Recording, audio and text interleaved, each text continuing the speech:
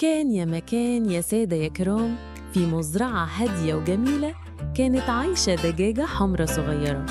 الدجاجة دي ما كانتش بتقعد لحظة، طول اليوم شغالة، تنقر في الأرض، تدور على ديدان، تقعد تحت شجرة، وأوقات كده تحب تقعد لوحدها وتبيض بيضة.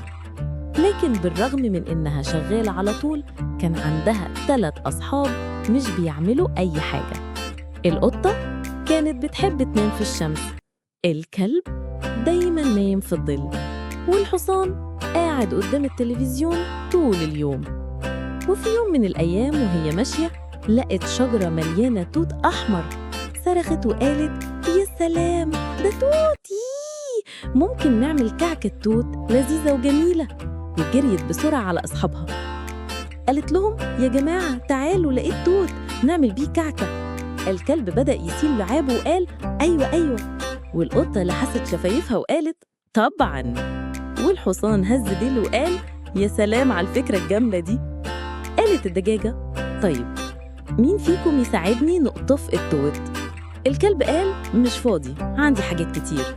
القطة قالت: أنا تعبانة. الحصان قال: أنا بتفرج على برنامج مهم. قالت: ماشي، أعملها لوحدي. وقعدت تقطف التوت حباية حباية لوحدها. وبعدين قالت: إحنا كده محتاجين دقيق وسكر ولبن وزبدة، مين يساعدني أجيبهم؟ رد الكلب: أنا مشغول. وقالت القطة: أنا نعسانة. والحصان: لسه الحلقة ما خلصتش. قالت: خلاص، أجيبهم بنفسي. وراحت على البانتري جابت الدقيق والسكر، وراحت التلاجة جابت اللبن والزبدة، وحطت كل حاجة في طبق كبير لوحدها. قالت بعد كده: مين يساعدني أخلط الكيكة؟ برضو نفس الرد: أنا مشغول، أنا تعبانة، أنا بتفرج على التلفزيون. قالت: ماشي، أخلطها بنفسي.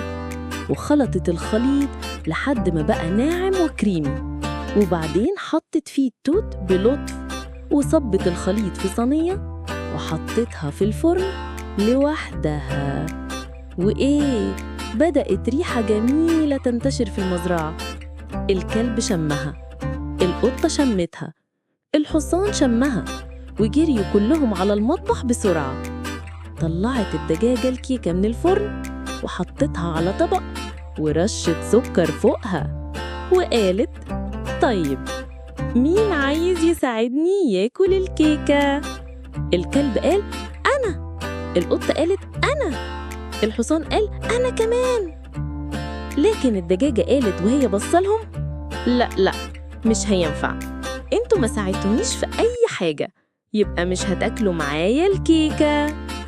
ويدوب جريت بالكعكة وقعدت تاكل فيها حتة ورا حتة لحد ما خلصت كل الفتافيت لوحدها.